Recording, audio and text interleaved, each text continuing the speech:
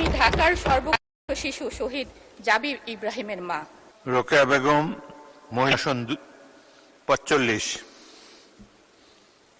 ধন্যবাদ স্পিকার।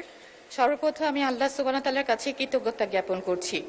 সাথে সাথে বাংলাদেশ জামায়াতে ইসলামীর প্রতি কৃতজ্ঞতা জানাচ্ছি শহীদ পরিবার ও জুলাই যোদ্ধাদের প্রতিনিধিত্ব করার জন্য একজন শহীদের মাকে মনোনীত করে সংসদে কথা বলার সুযোগ করে দেওয়ার জন্য।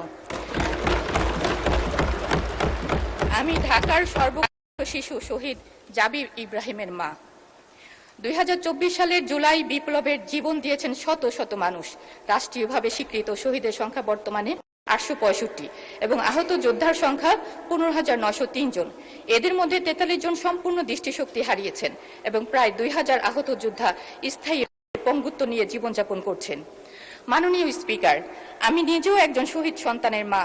তাই আমি জানি একটি পরিবার যখন তার সন্তান হারায় তখন শুধু একজন মানুষ হারায় না, একটি স্বপ্ন হারায়, একটি ভবিষ্যৎ হারায়, একটি পরিবার তার আশ্রয় হারায়। তাই মাননীয় মন্ত্রীর কাছে আবেদন, জুলাই বিপ্লবের শহীদের হত্যার বিচার খুবই ধীর গতিতে চলছে, বিচারকে ত্বরান্বিত করা হোক।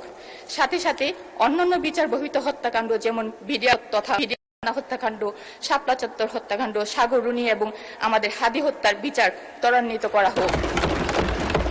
আমাদের সবার প্রিয় শহীদ প্রেসিডেন্ট মানে সুযোগ্য সন্তান মাননীয় প্রধানমন্ত্রী জনাব তারেক রহমান বলেছেন জুলাই সনদ অক্ষরে অক্ষরে বাস্তবায়ন করবেন।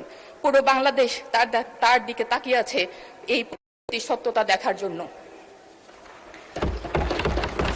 জাতিসংঘের হিসাব অনুযায়ী প্রায় 1400 শহীদ, এর মধ্যে মাত্র 68 জন গ্যাজেটভুক্ত হয়েছে। দীর্ঘদিনেও বাকি শহীদদের গ্যাজেট ভুক্ত করা হয়নি।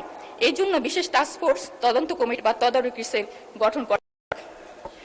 ডক্টর ইউনূস কর্তৃক প্রতিষ্ঠিত জুলাই বিপ্লবের শহীদ ও আহতদের সেবাদান কল্পে নির্মিত প্রতিষ্ঠান জুলাই ফাউন্ডেশন আজ মৃত্যু পায়।